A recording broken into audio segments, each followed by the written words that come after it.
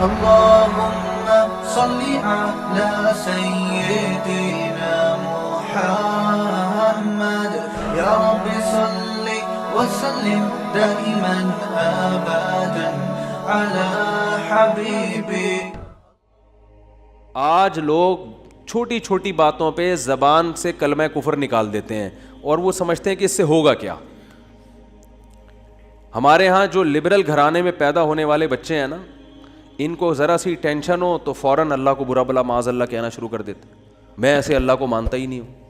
ایک خاتون کے میاں نے کہیں دوسری شادی کی بات کی, ان کی وہ کہہ رہی میں, اس خاتون نے فوراً کہہ دیا کہ میں ایسے اسلام کو ہی نہیں مانتی جو مرد کو اجازت دیتا ہے دوسری شادی. تو بھائی آپ کسی اور طرح سے لڑ لو اس سے, آپ اس کو نہیں کرنے دو, اس سے تھوڑی کفر ہے. تو عورت کی فطرت ہے, نہ کرنے دو اس کو. بولے بھائی مجھے بہت تکلیف ہوتی ہے, میں نہیں برداشت کر سکتی. وہ فرض تھوڑی ہے کرنا, اجازت دی ہے نا اسلام نے. گن پوائنٹ پہ تھوڑی کہا کہ لازمی کرو. وہ تو میں گن پوائنٹ لے کے بیٹھا ہوں, بندوقیں یہاں پہ ٹھا کرو, ٹھیک ہے نا, وہ تو میرا ہیڈیک ہے نا, وہ اسلام کا تھوڑی ہے. تو بھائی یہ کہہ لو کہ نہیں کرو, مجھے تکلیف ہوتی ہے, جھوٹی موٹی کی بے ہوش ہو جاؤ, جھوٹی موٹی کی خودکشی کی دھمکیاں دے دو, ہاتھ پاؤں یوں کر لو اپنے تھوڑے سے, یوں عجیب سے کر لو. یہ ہوتا ہے سارے, یہ سب چل رہا ہوتا ہے مارکیٹ میں. کچھ بھی کر لو, اس سے آپ کافر نہیں ہوگی, کیونکہ عورت کو سوگن کی تکلیف ہونا نیچرل ہے. وہ نہیں چاہتی میرا میاں کسی اور کا ہو جائے. پھر اس میں خطرات بھی ہوتے ہیں, پتہ نہیں برابری کرے گا نہیں کرے گا. تو یہ رائٹ ہے. عورت, صحابیات کو بھی تکلیف ہوتی تھی. حضرت ابراہیم علیہ السلام نے جب دوسری شادی کی ہے تو آپ کی زوجہ کو, پہلی زوجہ کتنی نیک تھی, مگر ان کو بھی تکلیف ہوئی تھی. تو یہ تو نیچرل ہے. لیکن آپ اللہ پر آ جاؤ, اگر اللہ پہ اعتراضات شروع کر دو, اسلام پہ اعتراضات شروع کر دو, تو بھائی یہ اللہ سے آگے نکلنے کی کوشش ہو رہی ہے. پھر یہ کیا ہو رہا ہے, پھر اللہ نہیں بخش. دوسری تیسری شادی تو بہت دوسرا مسئلہ ہے. اللہ کہے گا تم نے مجھ پہ کیسے انگلی اٹھا دی ہے, مجھے کیسے غلط کہہ دیا. اور یہ آج کل بہت ہو رہا ہے, بات بات پہ کفر زبان سے نکال دیتے ہیں, غموں میں حوصلے چھوڑ دیتے ہیں. لوگ آ کے ملتے ہیں, یہ میرے ساتھ ٹینشن, یہ میرے ساتھ مسئلہ, یہ میرے ساتھ مسئلہ, پتہ نہیں اللہ کہاں ہے. ایک آدمی کے بچے کا انتقال ہوا, کہہ رہے یار اللہ کو میرا ہی بچہ مارنا تھا. بھائی تم کس کے مقابلے میں آ کے کھڑے ہو رہے ہو, خدا سے مقابلہ کر رہے ہو تم. تو یاد رکھو اللہ کی جو صفت ہے نا وہ ہے کبریائی, استغنا. اس سے لڑ کے, اسے برا بلا کہہ کے, اس کے خزانوں سے ایک تنکا بھی نہیں لیا جا سکتا. وہ آپ کے ان جذبات سے متاثر نہیں ہوتا. اگر آپ یہ سمجھو گے کہ میں یوں کروں گا, دیکھو باپ کے سامنے تڑیاں بعض دفعہ چل جاتی ہیں. باپ کے سامنے بعض دفعہ تڑیاں, میں ابا کو مانتا ہی نہیں جو مجھے جائیداد سے ہے نا آگ کر دیں اور مجھے گاڑی نہ لے کے دیں. ابا ہو سکتا ہے متاثر ہو کے بولیں بھائی چل یار یہ گاڑی تیرے نام کر دی میں نے, یہ پلاٹ تیرے نام کر دیا, میرا بیٹا تو مجھے ماننے سے انکار کر رہا ہے. لیکن اللہ کا اصول جو قرآن اور سنت سے پتہ چلتا ہے, جو آسمانی کتابوں سے پتہ چلتا ہے, وہ اصول یہ ہے کہ آج تک کسی نے اللہ کے خزانے سے اللہ کو معاذ اللہ برا بلا کہہ کے, اللہ پہ اعتراضات کر کے, اسلام کو برا بلا کہہ کے, اللہ کے پیغمبروں کو برا بلا کہہ کے, اس طرح سے واویلا کر کے, اگر آپ یہ سمجھتے ہو کہ اللہ کو آپ پہ ترس آ جائے گا کہ ہائے بیچارہ بہت ہی مجبور ہے, تو یہ دماغ سے ہمیشہ کے لیے نکال دو. اس سے بڑی سزا میں اللہ آپ کو ڈالے گا, اس سے بڑی سزا, اور وہ جہنم کی آگ. یہ تو کچھ بھی نہیں ہے. تبھی تو خودکشی کرنے والے پر اللہ کو ترس نہیں آتا. خودکشی کرنے والا ایک طرح سے انتقام لے رہا ہے اللہ سے کہ اللہ تو نے مجھے زندگی دی, مجھے اس قابل تو چھوڑا نہیں, تو نے تو میرے ساتھ غلط کیا, مجھے گفٹ چاہیے ہی نہیں نعمت کا. جیسے ہے نا آپ باپ نے آپ کو گفٹ دیا ہو اور آپ دشمنی میں آ کے باپ کو گفٹ واپس کر دو, مجھے نہیں چاہیے, ایسے پھینک دو آپ. تو ہو سکتا ہے باپ کا یہ اصول ہو, وہ پھر بھی وہ کہے نہیں میرا بیٹا ایسا نہیں. لیکن اللہ کا اصول نہیں ہے, اللہ کا یہ اصول نہیں. اللہ کہے گا بھائی تو کیا سمجھتا ہے, میں تجھے اور آگ میں ڈالوں گا. تو دنیا کی ٹینشنوں سے تو چاہتا تھا یہ ناکام عشق ہو گیا, عشق ناکام ہو گیا, اور یہ ہو گیا تیرے ساتھ, اور یہ ہو گیا, اور تو جاب لیس ہو گیا, اور گھر سے مہنگائی اور غربت کے تانے پڑ رہے ہیں تیرے کو, اور بے روزگاری کے تانے مل رہے ہیں, اور معاشرے میں تیری عزت نہیں ہو رہی, اور اب آ کے تو کیا کر رہا ہے, خودکشی کر رہا ہے. تو یہ سمجھ لے گا کہ میں تیرے پہ ترس کھا کے تجھے چھوڑ دوں گا. ایسا نہیں ہے. نبی صلی اللہ علیہ وسلم نے فرمایا جس نے خودکشی کی, جس طرح سے اپنے آپ کو ہلاک کیا ہے نا, تو قیامت تک برزخ کی زندگی میں اسی طرح سے اپنے آپ کو ہلاک کر کے مارتا رہے گا. اللہ کہے گا یہ زہر پی کے مرا تھا نا, زندگی دے گا اللہ برزخ میں اور کہے گا یہ زہر کی بوتل پی دوبارہ, اور اسی طرح تیری آنتیں کٹیں گی. جس طرح اپنے آپ کو مارا ہوگا برزخ میں قیامت تک اسی طرح اپنے آپ کو مارتا رہے گا وہ. یہ بہت بڑی غلط فہمی ہے کہ ہم واویلا کر کے اللہ کو اپنی طرف متوجہ کر سکتے ہیں, ہم زبردستی کر کے اللہ کو اپنی طرف مائل کر سکتے ہیں. ایسا بالکل بھی نہیں ہے. بعض لوگ غموں سے پریشان ہو کے گناہ کرنا شروع کر دیتے ہیں, سمجھتے ہیں کہ یار میرا تو حق بنتا ہے, میں تو سٹا لگاؤں گا, میں تو ٹینشن میں آیا ہوا ہوں, میں تو شراب پیوں گا, میرے ساتھ یہ ہو رہا ہے تو میرا تو بھائی آپ پیو گے تو یہ نہ سمجھو کہ اللہ آپ سے خوش ہو جائے گا کہ جی آپ کو ایک غم آیا تھا, اس غم میں آپ نے چونکہ شراب شروع کی ہے ٹینشن ختم کرنے کے لیے, تو اب اللہ کو ترس آئے گا, نہیں اس پہ شراب کیا ہو گئی ہے, معاف ہو گئی ہے, یہ بیچارہ اس کا کیا بنتا تھا, رائٹ بنتا تھا, اس کو تکلیفیں اتنی دی ہیں. ایسا نہیں ہوگا بھائی, اس خوش فہمی میں مبتلا مت ہونا. یہ اصول ہے, اللہ کا قانون ہے, یہ قرآن سے پتہ چلتا ہے, حدیث سے پتہ چلتا ہے. اللہ کو جھکنے والا بندہ پسند ہے.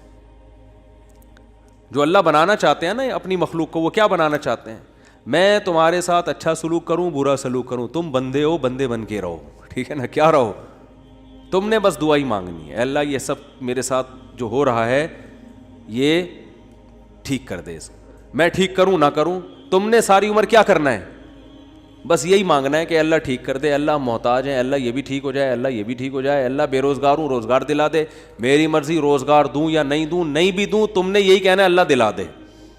ساری زندگی اسی دعا میں گزارنی ہے تم نے, چاہے میں تمہاری دعا قبول کروں چاہے تمہاری دعا قبول نہ کروں, کیونکہ تم بندے ہو, میں خدا ہوں, خدا تم تھوڑی ہو, تمہاری تھوڑی چلے گی زمین پہ.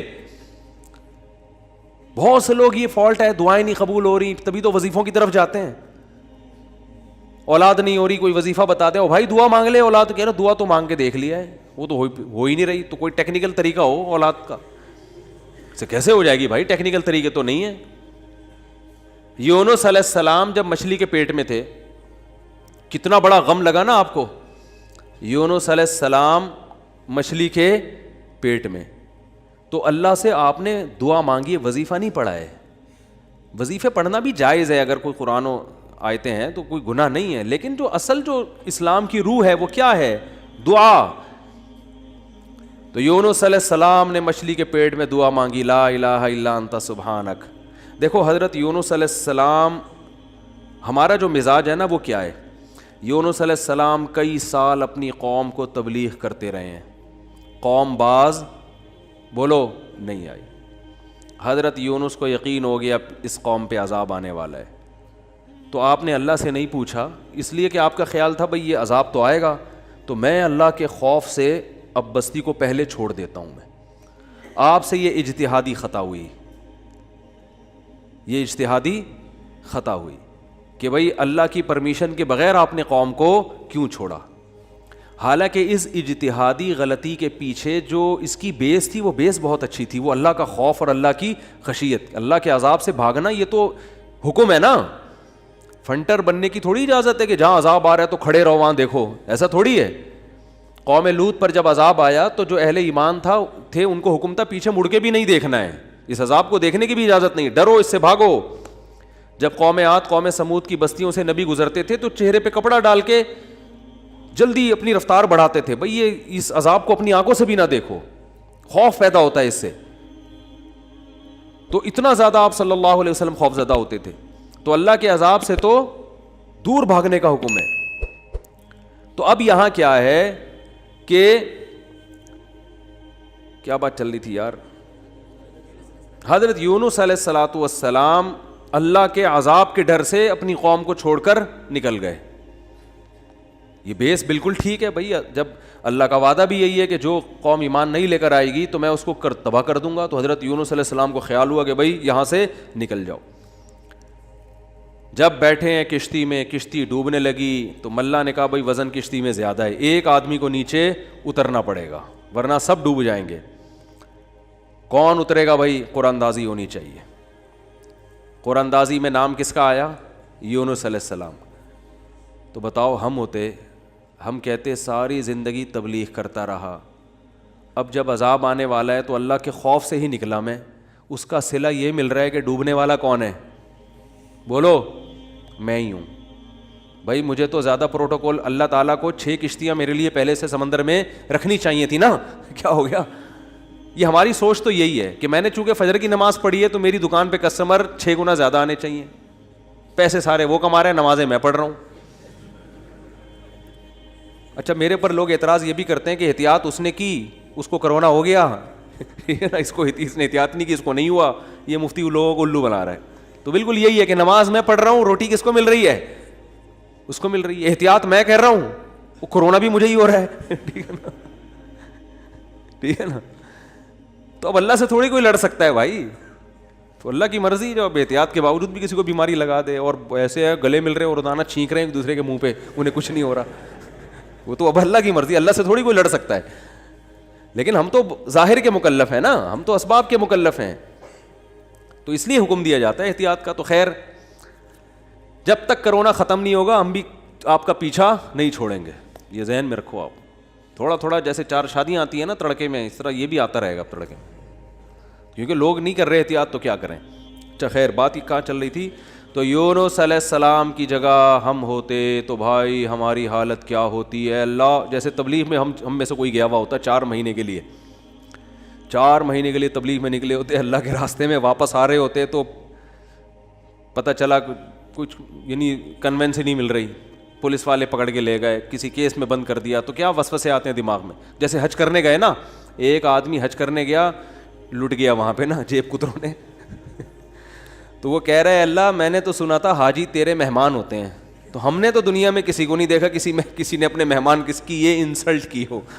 ٹھیک ہے نا، ہم نے تو نہیں دیکھا. میں تیرا مہمان بن گیا اور کچھ بھی نہیں بچا میرے پاس، سب کچھ ہی لٹ گیا. تو جلا ہوا آدمی تھا. تو یونس علیہ السلام کی جگہ کوئی اور ہوتا، ہم جیسے نالائق ہوتے، تو ہم کہتے اللہ ساری زندگی قوم کی مخالفت لے کے تبلیغ کرتا رہا، اپنا تن من دھن لگا دیا، نہ کاروبار کی طرف توجہ، نہ کوئی پیسے کمانے، جو روکھی سوکھی ملی کھا لیا. پیغمبروں کا تو کوئی اجرت بھی نہیں ہوتی، وہ تو بالکل ہی اللہ توکل پہ چل رہے ہوتے ہیں. اے اللہ غربت میں وقت گزارا، کبھی کھانے کو ملا نہیں ملا، بس تیرے دین کو فوکس کیا. اب جب عذاب آنے والا ہے تیرا اس قوم پہ، تو تیرے خوف سے نکلا میں، جو تیرا ہی حکم ہے کہ مجھ سے ڈرو، میرے عذاب سے ڈرو. اب کم از کم کوئی 2-4 کشتیاں یا ہوائی بحری جہاز کوئی کھڑا ہوا ہوتا میرے استقبال میں، اور اگر نہیں تھا میں نے اپنے خرچے سے پہ کشتی لی ہے میں نے. ٹھیک ہے نا. ذمہ داری کس کی بنتی تھی اللہ؟ ذمہ داری تیری بنتی تھی کہ کشتی کا انتظام تیری طرف سے ہو. بھائی گورنمنٹ اگر کسی فوجی کو کسی مہم پہ بھیجتی ہے، اب جو امریکہ کے فوجی افغانستان آئے ہوئے ہیں ان کو باعزت واپس نکالنا کس کی ذمہ داری ہے؟ بولو نا، امریکہ کی ذمہ داری ہے نا. تو تبھی تو فوجی کہہ رہے ہیں بھائی تم نے ہمیں عزت کے ساتھ جب بھیجا ہے تو عزت کے ساتھ پٹھانوں سے بچا کے نکالنا کس کی ذمہ داری ہے؟ یہ امریکہ کی ذمہ داری ہے نا. تبھی امریکہ قطر میں کوشش میں لگا ہوا ہے کہ بھائی یہ کسی طرح اپنی عزت بچا کے واپس آ جائیں گے. اور بالکل صحیح کر رہے ہیں امریکہ اپنے لحاظ سے، اس کا فرض بنتا ہے جب آپ نے فوجیوں کو بھیجا تو واپس بھی تو لے کر آؤ نا ان کو. تو بالکل میرے بھائی یہ بات ذہن میں آ سکتی تھی یونس علیہ السلام کے کہ اللہ یہ سب میں نے تیرے لیے کیا ہے، اب تیرا عذاب آ رہا ہے تو مجھے تو یہاں سے فرار ہونا ہے بستی سے، تو کشتی کا انتظام کرنا میرے ذمے نہیں ہے بلکہ کس کے ذمے ہے؟ تیرے ذمے ہے. چلو میں نے اپنے خرچے پہ کر لی. اب اے اللہ تو خود ہی اگر ڈوب رہی، اول تو ڈوبنی نہیں چاہیے، تجھے تو یہ طاقت ہے کہ 100 آدمی بھی کشتی میں بیٹھ جائیں، جب تک تیری مرضی نہیں ہوگی کشتی کلٹی بولو نہیں ہوگی، یہ نہیں کلٹی ہو سکتی. دوسری آزمائش تو نے یہ اس آزمائش میں ڈال دے گی، کشتی کلٹی ہو رہی ہے.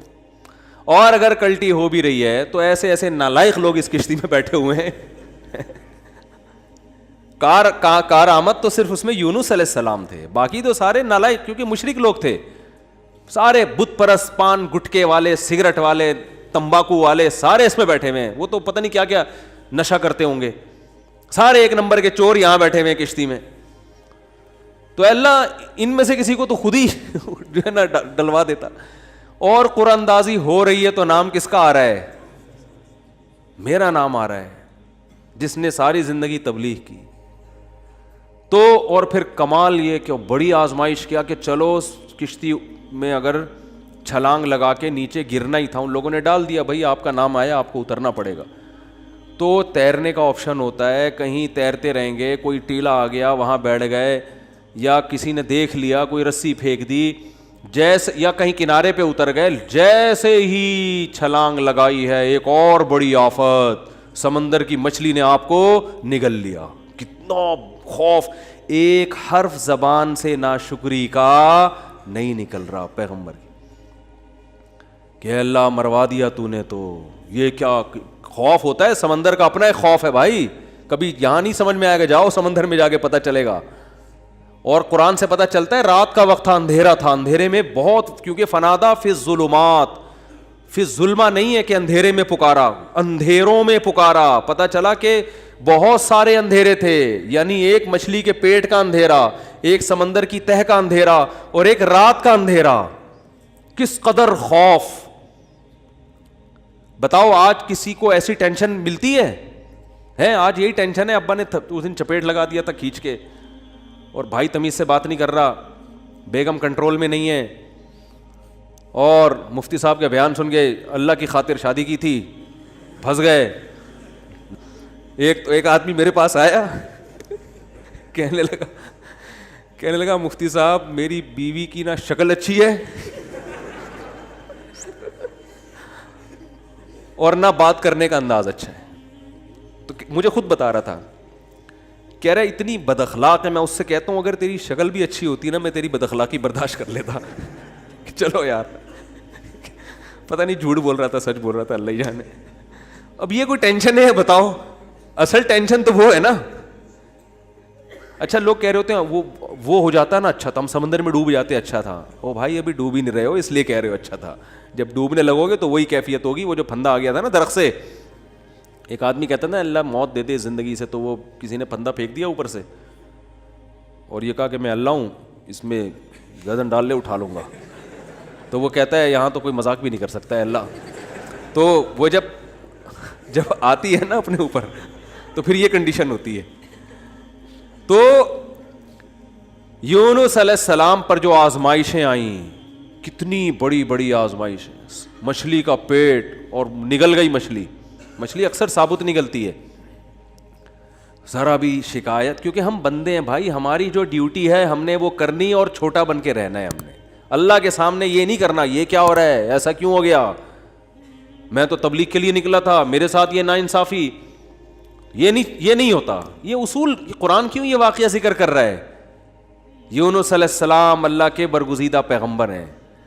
ہمارے حضرت فرمایا کرتے تھے یہ محبت کی چٹکیاں ہوتی ہیں. انسان کو جس سے محبت ہوتی ہے تو اس کو ستاتا ہے, اور یہ ستانا تکلیف برائے تکلیف نہیں, اس کے درجات کو بلند کرنی محبت کا اظہار ہے کہ میرا ایسا بندہ ہے, ایسا پیغمبر ہے, کتنی آزمائشوں میں ڈالا, زبان سے ایک حرف ناشکری کا نہیں نکل رہا, ساری اپنی طرف منسوب کہ میری غلطی ہے, میری غلطی ہے, میری غلطی ہے, میں غلط ہوں. تو قرآن کے الفاظ دیکھو, جب مچھلی نے نگلا ہے اور سمندر کی تہ میں گئی اندھیروں در اندھیرے, تو یونس علیہ السلام نے فنادا فی الظلمات, اندھیروں میں کیا پکارا, لا الہ الا انتا, اے اللہ تیرے سوا کوئی غلامی کے لائق نہیں ہے, میں تیرا غلام ہوں. انی کنت من الظالمین, میں ہی غلط ہوں, تو غلط نہیں ہے, مجھ سے کوئی غلطی ہوئی ہے اور میں تجھ سے استغفار کرتا ہوں. ان کو احساس ہو گیا کہ میں جو بغیر پرمیشن کے آیا ہوں, شاید یہ اس لیے ہو رہا ہو میرے ساتھ. دیکھو اپنے آپ کو غلط ثابت کرنے کے لیے دلائل تراشے جا رہے ہیں.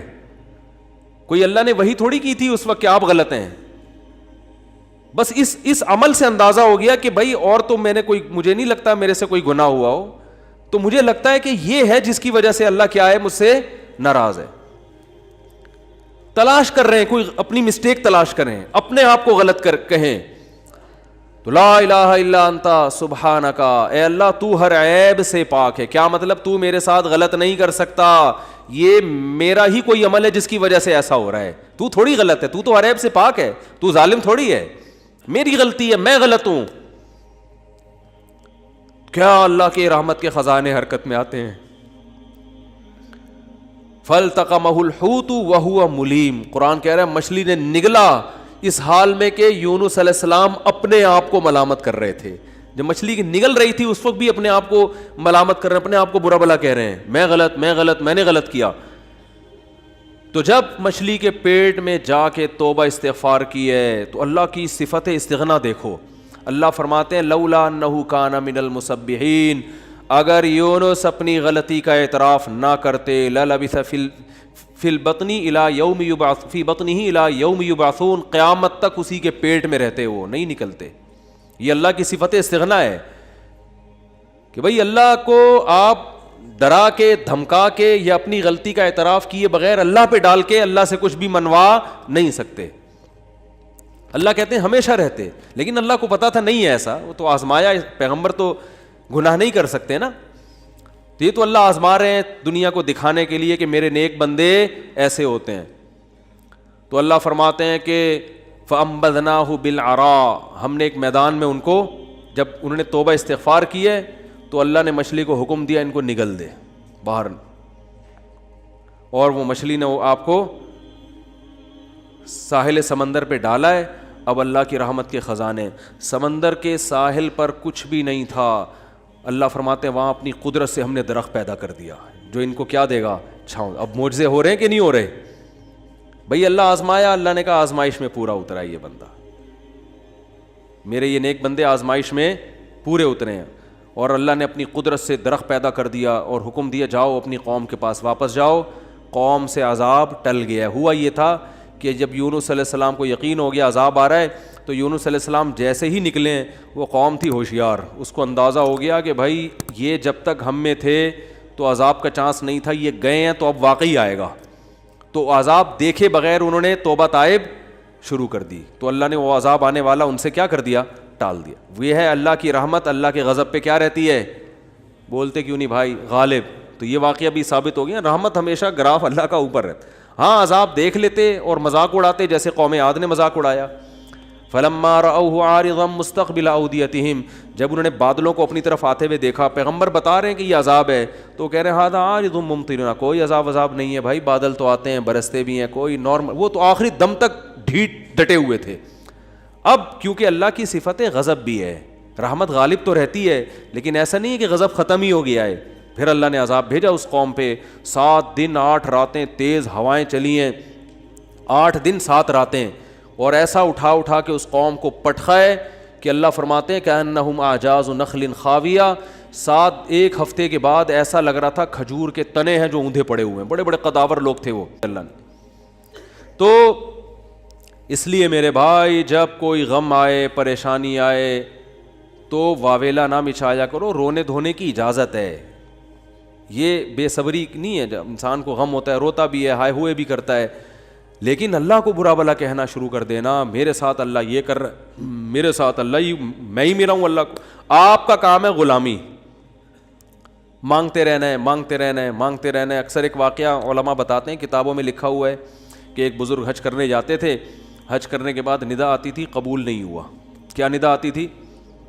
قبول نہیں ہوا. تو دوبارہ چلے جاتے اگلے سال, جب حج کرتے پھر ندا آتی قبول نہیں ہوا, وہ پھر چلے جاتے. تو کسی نے کہا کہ آپ خود ہی بتاتے ہو کہ جب میں حج سے فارغ ہوتا ہوں آسمان سے ایک ندا آتی ہے کہ قبول نہیں ہوا, تو پھر کیوں جاتے ہو بار بار. تو انہوں نے کہا بھائی میرا کام ہے حج کرنا, اپنی کوتاہیوں کی اصلاح کرنا, قبول کرنا کس کا کام ہے؟ اللہ کا. اب اللہ سے تو لڑ تھوڑی سکتا ہوں, اور یہ بھی نہیں ہے کہ اب فنٹر نہیں بنو کہ اب تو ہم نہیں جائے گا بھائی, اب تھوڑی 2 دفعہ چلے گا, 3 دفعہ چلے گا, ہر دفعہ یہ آواز آ رہی ہے اب تھوڑی ہمارے پاس اور بھی دنیا میں غم ہے بھائی, یہ حج ہی کرتے رہیں گے کیا؟ یہ ہوتا اصل میں لوگوں کا یہ رویہ ہو گیا ہے. دعا میں بہت ہو رہا ہے یہ, یار ہم نے دعا, مفتی صاحب 6 دفعہ دعا مانگ لی پھر بھی فائدہ نہیں ہو رہا. اب یہی تھوڑی کہ دعا مانگتے بول نہیں رہے ہوتے, مفتی صاحب سے ڈر رہے ہوتے ہیں تو بھائی اتنا اللہ سے ڈر لو, وہ بعض تو بول بھی دیتے ہیں. تو بھائی 6 دفعہ 10 دفعہ 100 دفعہ دعا مانگنے میں کیا جا رہا ہے یار؟ اللہ کے سامنے ہاتھ اٹھا کے مانگنے سے زیادہ بھی کوئی مزیدار عمل ہو سکتا ہے؟ نہیں قبول ہو رہی, اہل اللہ کہتے ہیں نہیں قبول ہو رہی نا, اس میں مانگنے میں اور زیادہ مزہ ہے, ٹھیک ہے نا, اس میں مانگنے میں یہ اللہ ایمان کا امتحان لے رہا ہے. تو ہم غیب پر ایمان کے دعوے دار ہیں, اللہ تو نہ قبول کر, ہم تو مانگتے رہیں گے, ہمیں مزہ اسی میں آتا ہے. حضرت عمر رضی اللہ تعالی عنہ کا قول ہے کہ مجھے اس سے غرض نہیں ہے کہ میری دعا قبول ہو رہی ہے کہ نہیں ہو رہی, یہ تو میرا کام ہی نہیں ہے کہ یہ اللہ کی ذمہ داری ہے, یہ ہماری ٹینشن, یہ تو میں حضرت عمر کے الفاظ اپنی زبان میں بتا رہا ہوں, یہ ہماری ٹینشن ہے ہی نہیں, یہ تو اللہ کا کام ہے نا, قبول کرنا تو اس کا کام ہے. فرمایا مجھے اس کی فکر ہوتی ہے کہ دعا مانگنے کی توفیق مل رہی ہے کہ نہیں مل رہی. ایسا نہ ہو مایوسی اتنی پیدا ہو جائے کہ دعا مانگنے ہی کی توفیق چھن جائے, یہ ڈینجرس ہے, یہ خطرناک ہے کہ اللہ نے آپ کو اپنے در سے محروم کر دیا, ہاتھ اٹھانے کی توفیق سلب کر لی. اور آج لوگوں میں یہ نظر آتا ہے دعا مانگنے کی توفیق نہیں مل رہی کیونکہ ان کی پوری نظر اسباب پہ ہوتی ہے, اللہ پہ نظر ختم. یہ بہت خطرناک ہے. دیکھو اسباب پہ نظر رکھو گے, ہو سکتا ہے اسباب اختیار کر کے کام تو ہو جائے, لیکن اللہ کی جب عدالت میں کیس لے کے جاؤ گے, فائل داخل کرو گے, وہاں سے جو کام جب منظور ہوگا نا, اس کام کی نوعیت میں اور آپ کے کام کی نوعیت میں زمین اور آسمان کا فرق ہوگا. جب اللہ کے سامنے کیس لے گئے, کام خراب بھی ہوگا تو بنے گا, اور جب اسباب پہ نظر رکھو گے بنے گا بھی تو ہو سکتا ہے اس میں خیر نہ ہو, یہ کوئی الٹا کام ہو رہا ہو. جس کام سے آپ نے اللہ کو نکال دیا اب اس میں خیر کی توقع نہ رکھیں. آپ بیمار ہوئے, صرف دواؤں پر اکتفا کیا ہوا ہے آپ نے, اللہ سے دعائیں نہیں مانگتے اور ضرورت بھی محسوس نہیں کرتے کہ چھوڑو یار, جب میں آگمنٹن کھا رہا ہوں, جب میں یہ سیرپ پی رہا ہوں تو گورے بھی تو ٹھیک ہوتے ہیں نا بغیر دعا کے, کیا خیال ہے بھائی؟ جب وہ ٹھیک ہوتے ہیں تو مجھے دعا مانگنے کی کیا ضرورت ہے؟ تو عین ممکن ہے آپ ٹھیک ہو جاؤ, دوا اثر کرتی ہے, اللہ نے دنیا کو اسباب سے جوڑ دیا, لیکن یہ ٹھیک ہونا بھی آپ کے لیے نقصان کا ذریعہ بن سکتا ہے. اور آپ دعا مانگو دوا کے ساتھ, ہو سکتا ہے آپ ٹھیک نہ ہو, لیکن پھر ٹھیک نہ ہو کے بھی اس میں اللہ کیا ڈال دے گا؟ بولو نا, خیر ڈالے گا. اللہ اس میں خیر ڈالے گا. جیسے یونس علیہ السلام کو مچھلی کے پیٹ میں اللہ نے داخل کیا ہے ان کے درجے کو اور بلند کرنے کے لیے. اگر یونس علیہ السلام کے ساتھ یہ مچھلی والا واقعہ نہ ہوتا تو شاید یونس علیہ السلام کا ذکر قرآن مجید میں نہ ہوتا. کیونکہ پیغمبر تو لاکھوں آئے ہیں نا, سب کا تذکرہ تھوڑی ہے. اور نبی صلی اللہ علیہ وسلم نے حضرت یونس کی فضیلت الگ سے بیان کی ہے. فرمایا لا تفضلونی علی یونس, مجھے یونس پر فضیلت مت دو. حالانکہ دیکھو یہ تو اجماعی عقیدہ ہے کہ ہمارے نبی تمام پیغمبروں سے افضل ہیں, لیکن کیا مطلب نام لے کے میرے مقابلے میں یونس کو نہ لے کر آؤ کہ میں ان سے زیادہ افضل ہوں. کیوں؟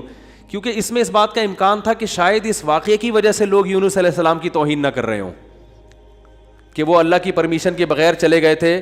تو کہیں اس واقعے کو بنیاد بنا کے لوگ ایسا نہ ہو کہ کہیں کہ ہمارے نبی تو افضل ہے, یونس علیہ السلام افضل نہیں ہے, کیونکہ ہمارے نبی تو بغیر پرمیشن کے کوئی کام نہیں کیا اور یونس علیہ السلام تو اللہ کی پرمیشن کے بغیر چلے گئے تھے. اس لیے نبی نے اس کانسیپٹ کو درست کرنے کے لیے, کلیئر کرنے کے لیے کہ کہیں تمہارے ذہن میں یہ چیز نہ ہو, اس لیے کیا مطلب حدیث کا کہ یونس علیہ السلام کا نام لے کے دونوں کو مجھے ان کے مقابلے میں لا کے کھڑا مت کرو, اور یہ مت کہو کہ محمد صلی اللہ علیہ وسلم حضرت یونس سے افضل ہیں.